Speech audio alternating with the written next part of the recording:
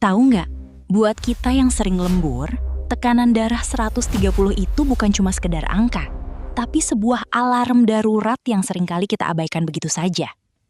Halo, aku Mindy, host Mind 10 di video hari ini. Aku tahu banget rasanya deg-degan pas mau buka amplop hasil lab, apalagi setelah berminggu-minggu kamu harus lembur, kurang tidur, dan makan asal-asalan karena dikejar deadline. Rasanya tuh kayak mau nerima rapor sekolah yang isinya merah semua kan? Ada rasa takut, bingung, atau malah pengen tutup mata aja dan nganggep semuanya baik-baik saja selama badan belum benar-benar tumbang. Jujur aja, wajar banget kalau kamu merasa cemas sama istilah-istilah medis yang rumit itu. Faktanya, buat kita yang ada di usia produktif, kesehatan memang investasi yang paling bikin kepikiran kalau kita nggak tahu progresnya gimana. Masalahnya gini, kita seringkali terlalu sibuk ngurusin KPI kantor, tapi lupa kalau tubuh kita juga punya KPI sendiri yang harus dijaga. Apalagi buat kamu yang kerjanya lebih banyak duduk di depan laptop. Kopi udah jadi kayak bensin wajib, dan gorengan adalah teman setia waktu begadang. Tiba-tiba, pas iseng cek kesehatan atau ikut medical check up dari kantor, angka kolesterol atau tekanan darah kamu melonjak. Di titik itu, rasanya kayak dikasih surat peringatan keras dari tubuh sendiri. Tapi aku di sini bukan buat bikin kamu makin stres. Justru sebaliknya, aku mau bantu kamu buat pelan-pelan berkenalan lagi sama tubuh kamu lewat angka-angka di kertas lab itu.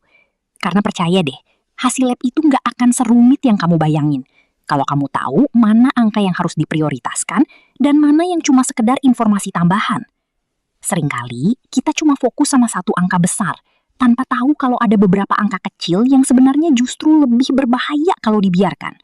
Nah, biar kamu nggak makin bingung dan bisa baca hasil lab kamu dengan lebih tenang, yuk kita mulai bedah dari bagian yang paling sering jadi langganan masalah buat kita para pekerja keras, yaitu kolesterol. Tapi, sebelum kita melangkah lebih jauh ke deretan angka-angka yang mungkin bikin pusing itu, aku ingin kamu menarik napas dalam-dalam sejenak. Coba rileks dulu. Aku tahu banget, pas melihat angka berwarna merah di kertas hasil lab itu, perasaan pertama yang muncul biasanya panik, takut, atau bahkan merasa bersalah karena selama ini mungkin kamu kurang gerak atau terlalu sering makan junk food. Boleh aku minta satu hal? Coba deh, ubah cara pandangmu sedikit saja. Faktanya, angka-angka di kertas itu bukanlah hukuman atau surat vonis atas gaya hidupmu selama ini. Bukan. Angka-angka itu sebenarnya adalah pesan sayang dari tubuhmu sendiri. Itu adalah cara tubuhmu berkomunikasi. Memberitahu kamu bahwa ada bagian yang perlu sedikit perhatian ekstra. Anggap saja itu sebuah kesempatan kedua. Tubuhmu sedang mengajakmu bekerja sama untuk memperbaiki apa yang sebenarnya belum terlambat. Nah, sekarang mari kita lihat soal kolesterol. Masalahnya gini, banyak dari kita terlalu terpaku pada angka kolesterol total. Padahal, melihat angka total saja itu seperti menilai buku hanya dari sampulnya. Jelas nggak cukup. Di balik angka total itu, ada kolesterol jahat alias LDL, dan kolesterol baik atau HDL.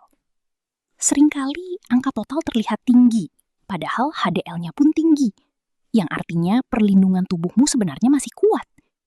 Sebaliknya, angka total terlihat normal, tapi ternyata LDL-nya jauh melampaui batas. Itulah kenapa memahami profil di balik angka itu jauh lebih penting daripada sekedar takut pada satu angka besar. Begitu juga dengan tekanan darah. Seringkali kita menganggap tekanan darah itu sesuatu yang statis, padahal dia adalah indikator seberapa keras jantungmu harus bekerja melawan beban stres dan gaya hidup kita yang serba cepat ini. Saat angkanya naik, sebenarnya jantungmu sedang berbisik. Tolong, beri aku ruang untuk bernapas lebih tenang. Jadi, kalau nanti kamu melihat angka-angka ini lagi, jangan biarkan rasa cemas menyelimutimu ya. Kita akan bedah satu persatu. Mana yang benar-benar jadi sinyal bahaya yang harus segera diintervensi. Dan mana yang sebenarnya bisa kita kendalikan dengan perubahan-perubahan kecil yang konsisten. Tapi, memahami kolesterol dan tekanan darah saja ternyata belum cukup untuk memberikan gambaran kesehatanmu yang utuh. Faktanya, ada satu variabel penting lain yang sering kali luput dari perhatian kita. Padahal perannya sangat krusial dalam metabolisme tubuh. Sesuatu yang sangat dekat dengan kebiasaan makan kita sehari-hari, yaitu kadar gula darah. Mari kita lihat lebih dalam. Kenapa angka yang satu ini seringkali jadi jebakan yang tidak disadari? Nah, setelah kita bicara soal gula darah, ada satu hal lagi nih yang sering banget bikin kamu panik pas lihat hasil lab, yaitu angka kolesterol. Seringkali kamu cuma fokus sama satu kolom saja, yaitu kolesterol total, yang angkanya mungkin sudah lewat dari batas normal. Terus kamu langsung merasa cemas berlebihan. Padahal faktanya yang jauh lebih krusial untuk kamu perhatikan itu adalah perbandingan atau rasio antara LDL dan HDL kamu. Masalahnya gini, coba deh kamu bayangkan, pembuluh darahmu itu seperti jalan raya di tengah kota yang sangat padat. Nah, si LDL ini ibarat sampah-sampah yang menumpuk di pinggir jalan raya itu. Warning, serius. Kalau dibiarkan terus menumpuk tanpa henti, jalanan bakal jadi makin sempit dan alirannya bisa tersumbat total. Di sisi lain, HDL itu berperan sebagai truk pembersih yang tugasnya mengambil sampah-sampah LDL tadi untuk dibuang keluar dari sistem tubuhmu. Jadi, kalau hasil lab kamu menunjukkan angka LDL yang tinggi, tapi HDL-nya rendah, itu artinya sampah di jalanan makin banyak. Sementara truk pembersihnya justru sedang mogok kerja, atau jumlahnya memang sangat sedikit. Inilah kondisi yang sebenarnya jadi sinyal bahaya buat kesehatan jantung kamu. Mungkin kamu sempat bertanya-tanya ya, kenapa sih angkanya bisa jadi nggak seimbang gitu? Seringkali jawabannya bukan cuma soal apa yang kamu makan, tapi bagaimana gaya hidupmu selama ini. Coba dengerin, saat kamu terbiasa begadang atau menanggung beban stres kerja yang menumpuk, tubuh kamu itu memproduksi hormon stres secara berlebihan. Secara biologis, kondisi ini membuat metabolisme lemak di dalam tubuh jadi kacau. Si truk pembersih atau HDL ini jadi kehilangan efektivitasnya. Sementara penumpukan sampah LDL justru makin menjadi-jadi karena ada peradangan di pembuluh darah kamu. Jadi, kalau nanti kamu lihat ada angka merah di hasil lab, tolong jangan langsung merasa gagal ya. Angka itu bukan vonis mati, melainkan sebuah pesan hangat dari tubuh kamu, bahwa sistem operasional pembersihan di dalam dirimu itu lagi butuh perhatian ekstra. Kamu hanya perlu sedikit membantu tubuhmu untuk mengaktifkan kembali armada truk pembersih tersebut. Tapi, tunggu sebentar. Apakah memperbaiki pola makan saja sudah cukup untuk meningkatkan si truk pembersih ini? Atau justru ada variabel tersembunyi lain yang sebenarnya jauh lebih berpengaruh pada kondisi pembuluh darah kita dalam jangka panjang?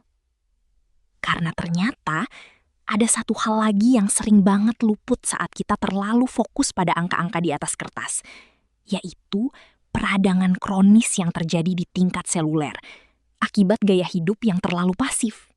Nah, untuk mengatasi peradangan kronis itu dan memulihkan lagi kondisi tubuhmu, sekarang yuk kita susun strategi bareng-bareng lewat 3 langkah kendali penuh. Langkah pertama, coba deh kamu cek lagi angka LDL di hasil labmu.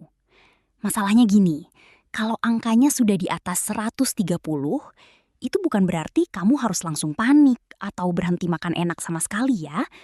Cukup mulai kurangi gorengan pelan-pelan. Dan secara bertahap ganti dengan lemak baik seperti alpukat atau minyak zaitun. Faktanya, perubahan kecil yang konsisten itu jauh lebih baik daripada diet ekstrim yang malah bikin kamu makin stres. Langkah kedua, tolong perhatikan tekanan darahmu. Jika hasil di kertas itu konsisten menunjukkan angka di atas 130/80 saat kamu dalam posisi istirahat, itu sebenarnya adalah sinyal halus dari tubuhmu yang lagi minta manajemen stres atau waktu tidur yang lebih awal. Tubuhmu sedang lelah, dan tekanan darah tinggi adalah cara dia memprotes beban kerja yang terus-menerus.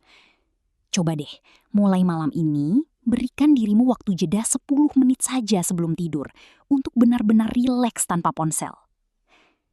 Langkah ketiga, dan ini yang paling penting, Jangan pernah mendiagnosa dirimu sendiri hanya dari angka-angka itu. Setelah kamu punya data ini, langkah terbaik adalah membawanya ke dokter untuk diskusi santai.